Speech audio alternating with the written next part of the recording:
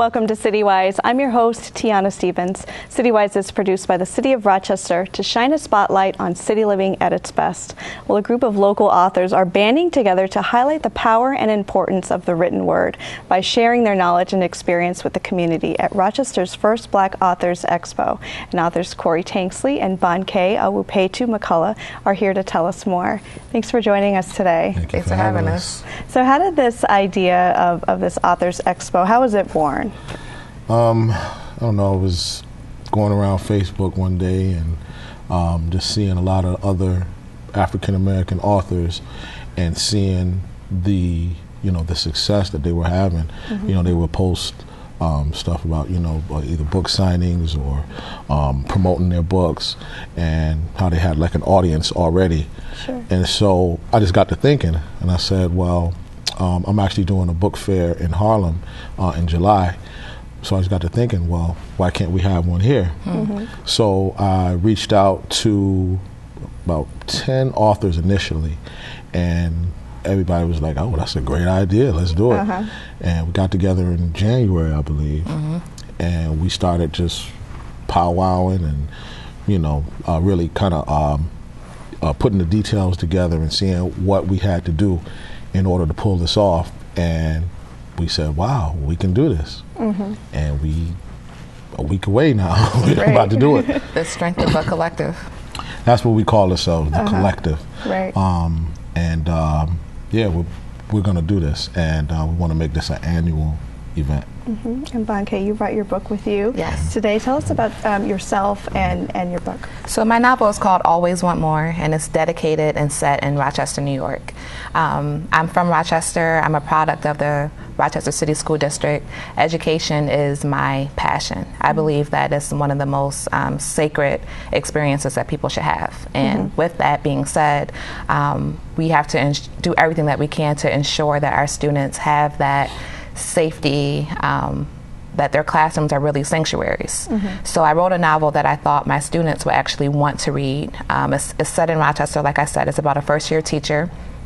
And she starts off wanting to save all the students, like all of us pretty much do. And she realizes how complicated that is. And so we really get an in-depth look into her life, because often teachers are painted as, martyrs or saints, but at the end of the day, we're all people.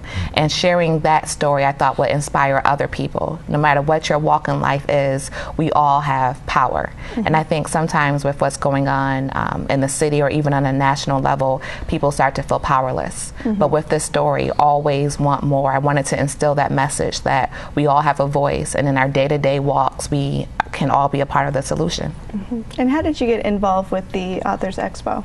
Well, the same thing Corey is saying. I was seeing, because we're all self-published. Mm-hmm. So, we're all in the business of marketing and promoting, and that's a whole nother animal besides being artists and writers, So when I was seeing other local authors having this success, I'm like, wow, So I actually reached out to Corey, like, oh, I've heard about your book. And so that's how things kind of organically happen. Mm-hmm. So when he asked me to be a part of it, I was like, it's a no-brainer, because when you're a small business owner, cross-promotion is the name of the game. Mm-hmm. Mm-hmm. And Corey, you brought your book as well. Tell us about your book.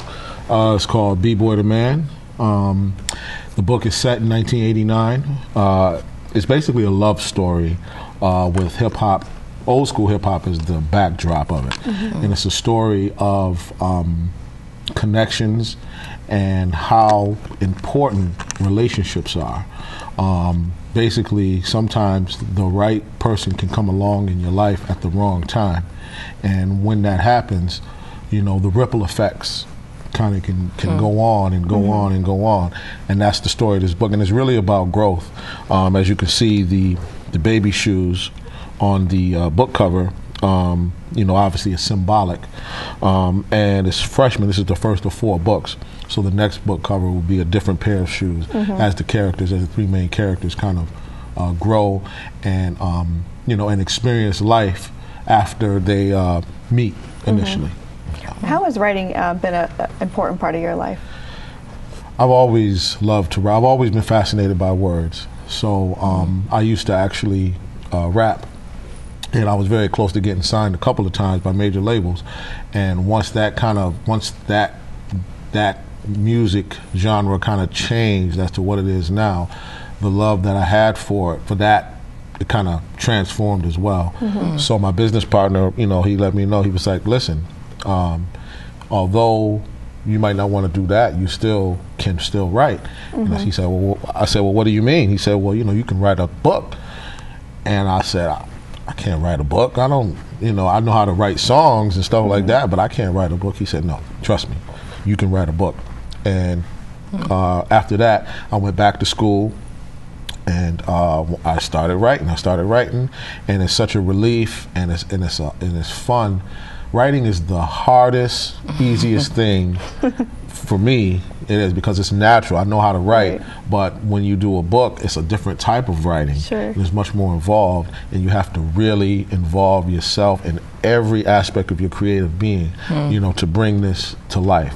So yes, it's very, it's fun, but again, it is difficult, and everybody can't do it. Well, Bonke, what were some of the challenges that you faced being self-published?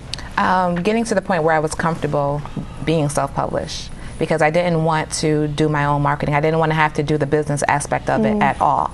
So I spent years trying to get an agent. I went through the guide to literary agents. It's like this thick. And so I queried every agent in the Western Hemisphere. So I got hundreds of rejections. And doing that kind of gave me a tougher skin. And it pushed me to just really perfect the book, because every time I got rejections, some of them were very detailed. People took the time to tell me where the holes were, and I'm very grateful for that. So that kept pushing me to do more editing. And then eventually I'm like, I'm not getting a yes because nobody has written a story like this before. And that's a good problem to have. So once I got to that point, I'm like, I'll do it on my own. What would you say to a young person who has a talent for writing, but isn't sure that they want to write as a career? Or maybe they're being told, oh, maybe you should do something else. Well, like Corey was saying, writing is work, but anything is. And it's one of those things that you can do in conjunction with something else, because you're a storyteller, so that's beautiful. We're having stories now. Even hearing your background, I could think of a character that would connect to that. So it's like, no matter what you're doing, just continue to write as you're doing it. Because I was a full-time teacher in the district. I was an English teacher for 9 years. And that experience is what gave me this story. So it was never separate. It was never, oh, I'm a teacher and I'm a writer. It was all combined. So that would be my advice to somebody young. Right. Now, Corey, you said it started off with 8, and then there were 10, and now there's 12 authors that are going to be participating. Tell us about some of the other authors that are coming. We have Dante Worth. Young man, he's 23, very, very intelligent, very detailed. Audacious believer. Yes. We have Cheryl Holland. We have Robert Jed Sneed. What else we have? Janelle. J.C. Grimes. I'm sorry, that's her pen name. Ebony Nicole Smith. And have a couple of other. Mike Powell. Mike Powell. The good thing I like about it is that there are just in us 12 authors, we have such a different story to tell. Sometimes there's a narrative or a stereotype out there that because we're the same skin color, we come from the same place, that we're going to tell the same story. And that's so far from reality.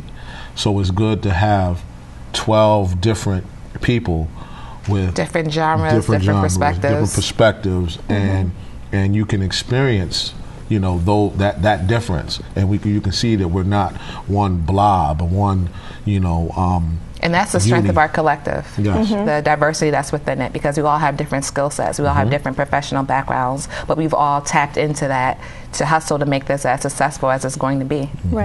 Now, when people come to the event, what will they see? What sort of activities, educational outreach, what's going to be happening? We're going to have, well, first of all, we believe in giving back automatically.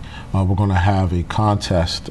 We have three winners of a writing essay contest for the city school district, parochial schools, charter residents schools. Of the city. Residents of the city, all from 7th to 12th grade. We're going to award some awards for writing essay, because we want to give young writers, like you were speaking earlier, that voice, that platform. Voice, yes, to let them know that we see your brilliance, and we want to highlight it early. We want to instill in you early, so that when you get to prominence, you can go back and instill it in someone else. We'll have panel discussions. There'll be the All City Choir will be performing. So basically, it's a 6-hour window, but we're not expecting anybody to stay for the whole 6 hours. So the panel discussions are spaced out, as well as the contest winners who will be reading their pieces. We'll have music, and it'll just be very interactive. We don't want it to be stuffy. You know, when you see the CPAN book discussions or whatever, we want it to be the people can get directly to the authors and the information that we think that will really empower the city.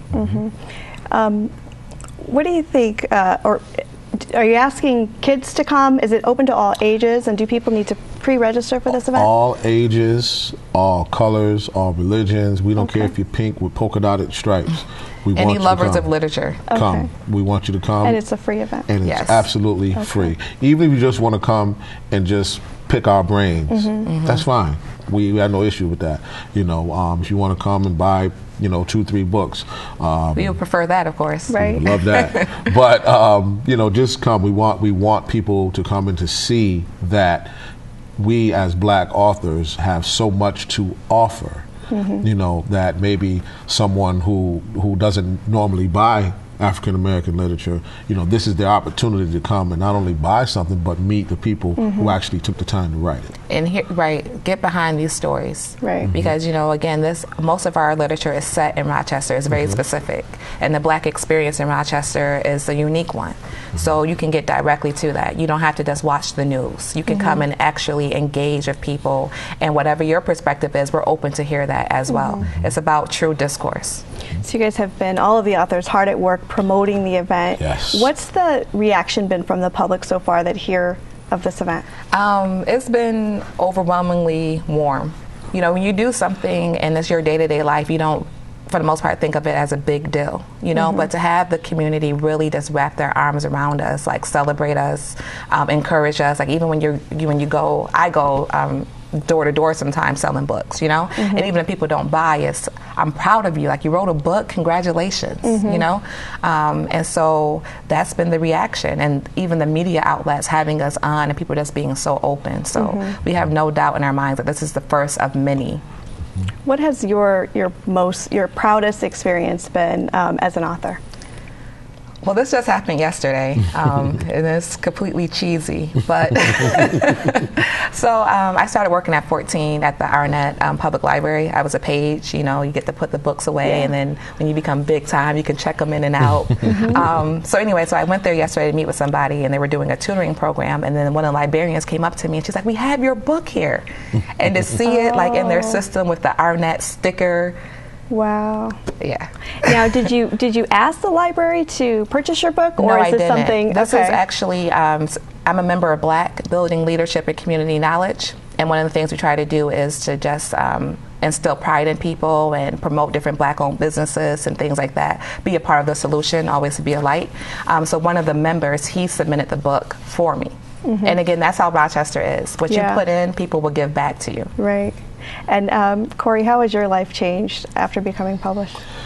Well, you know, there's a certain pride in being able to say that, you know, I wrote a novel. Some of the proudest moments, you know, I won the Rock Award for Best Author. That was very humbling. Putting together this collective and the help that everybody has brought, and the energy that they've brought to bring, you know, the vision to life is beautiful. But I would say the proudest moment is when I get an inbox or somebody will see me, "Oh, I got your book," and I absolutely love it, and I can't wait for the next one. Or they'll start to talk about a certain character like they're alive. Right. When you're writing a book, your character, like all my characters are alive in my mind. Right. And the trick is to get them to be alive in someone else's mind.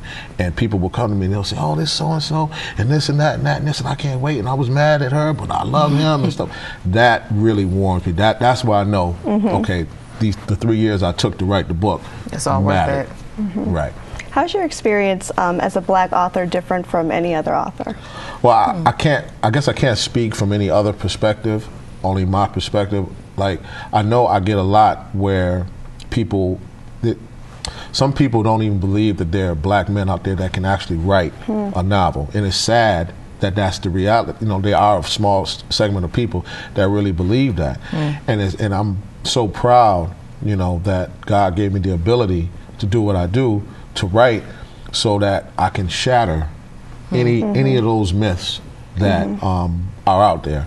So, you know, a lot of times it just breaks down to the resources. Sometimes we just don't have the resources to push it, to promote it. We don't have the infrastructure and stuff. So thank God. The information. Right, the information. And thank God that there are outlets like CityWise and other radio and TV outlets that we've been able to utilize, just based on pure hustle. Just, hey, I got a story. Can I come on your show? Can I do this? You know, so that what I would believe kind of separates us. We have to work really hard to get it out there. It's an additional responsibility too, because when you think about the great Black writers, there's always been trying to highlight our story, our perspective, to get that understanding. You know, when you think about recent events and how such human emotion is not understood, when somebody's life is taken, you don't understand why people are angry. So that in itself is saying that there's still a huge divide, you know, and stories, fiction is unique in that way, in that it doesn't put that pressure on you. You can kind of look at it as a fantasy, but it will bring awareness to certain things. And so this is called the first annual. So does that mean there's going to be a second annual Absolutely. Expo? And it'll be even bigger and better, as we continue to live and learn. What other projects or ideas have come out of this collective? Well, we want to expand it next year. I know we want to include maybe authors from Buffalo, Syracuse, Albany. We want to highlight Rochester, and the fact that it's in the spring. Rochester is a beautiful place. It's a place to fall in love. Like we're talking about the speed, the quality of life. Like it's so often, you know, they say a prophet is never accepted in their own hometown, you know? And then oftentimes if it is your hometown, you don't see that value. It takes moving away or coming from somewhere else. But what we want to do is bring people to Rochester for this event. Wonderful. Well, thank you so much for your time today, and congratulations. Thank you. Again, Rochester's first annual Black Author Expo will be held on Saturday, May 16th. You can find more information at rochesterblackauthorexpo.com or by calling 281-3987.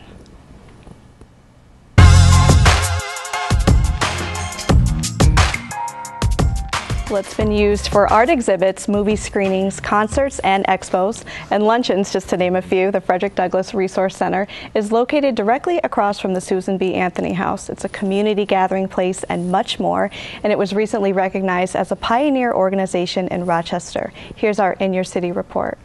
Agitate, agitate, agitate. Understanding that agitate is not to aggravate, but agitate for change. In other words, put one foot in front of the other every day, okay? Work for change every day. My name is Jerry Hunt.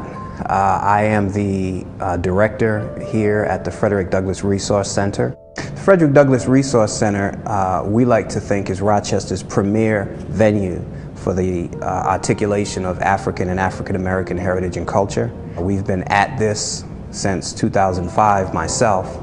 My father's been at it since 1999, working to make this go. My entire life, my father's been involved in community building activities. I'm 48 years old. I don't remember a time when he wasn't. He was the executive director of the Urban League. Prior to that, he ran a drop-in center dealing with the war on poverty going back into the 60s. He had a radio show, gospel radio show on Sunday, but he was a full-time pastor. He had a newspaper. He did a television show. My experience, as far as my father, that's all I know. My feet can certainly not fit in his shoes. We have hosted a wide array of programs. One annual program that we put a lot of energy into is our annual July 5th observation, when Frederick Douglass gave his most notable speech. But in addition to that, we also create exhibits. We try to do at least 2 to 3 exhibits a year. We also host a number of community-generated programs, such as community conversations. We show African and African American films. We have hosted plays, we've had live concerts, we've hosted small to medium-sized banquets. Everything that we do promotes entrepreneurship. Most of the programs that we have typically will have vendors, and that will be that would include artists, that would include authors, that would include people who sell different African wear. We've hosted art shows, live art shows, things of that nature. All basically community building activity. And if the spirit is right, when the community arrives, they'll feel at home. It's about trying to address our needs holistically. Okay, so that's what we're engaged in here at the center. If Frederick Douglass were to walk in this neighborhood today, he would recognize the neighborhood. This is the most intact 19th century neighborhood in the city of Rochester. That being said, it's important that we pay homage to him and reverence to him for the sacrifices that he made. He spoke against injustice to any crowd, anywhere. That was dangerous then, and it's even more dangerous today. That is what our young people need to understand. But I think there's too little information available about Frederick Douglass and what he stood for, the accountability that he had to his people. You recall he did leave the country for a time, and when asked, he said he couldn't wait to get back here, to get back in the struggle on behalf of his people.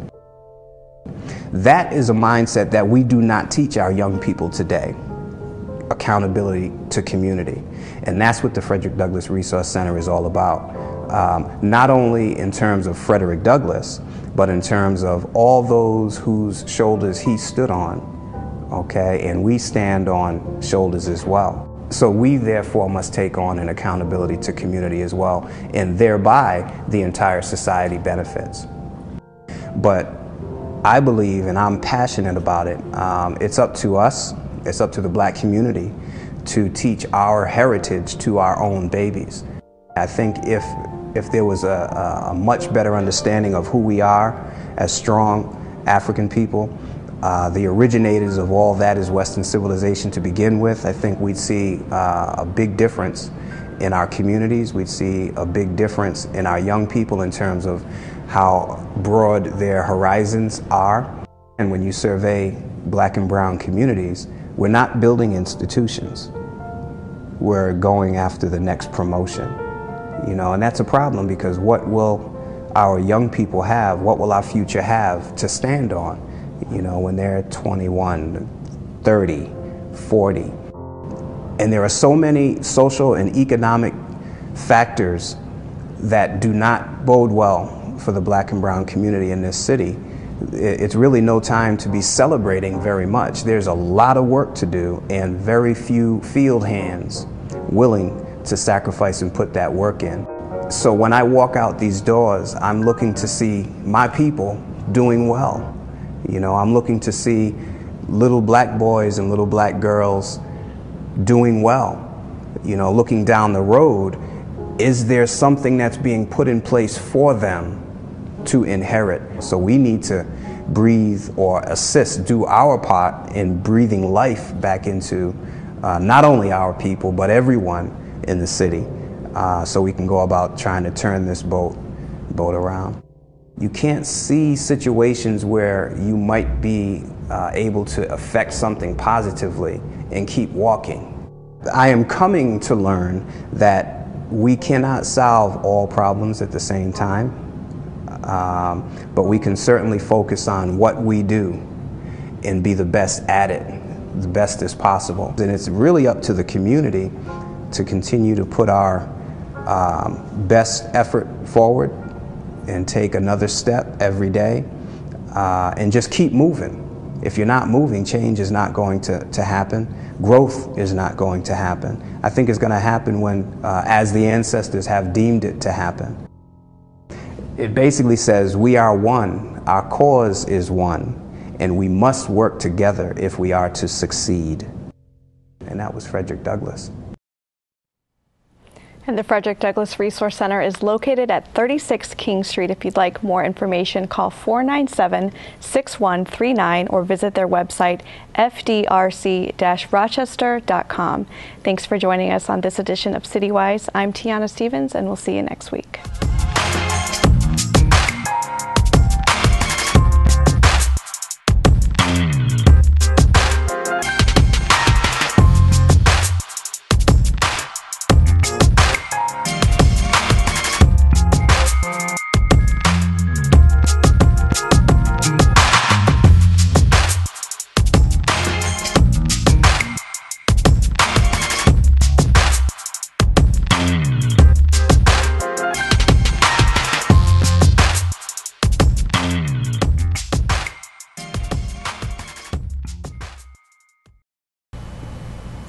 The views and opinions expressed by guests appearing on CityWise do not necessarily reflect those of the host, WXXI staff, or any entity of or affiliated with the City of Rochester. If you have questions, comments, or program suggestions, contact CityWise at 311 or 428-1201 or send us an email, citywise@cityofrochester.gov.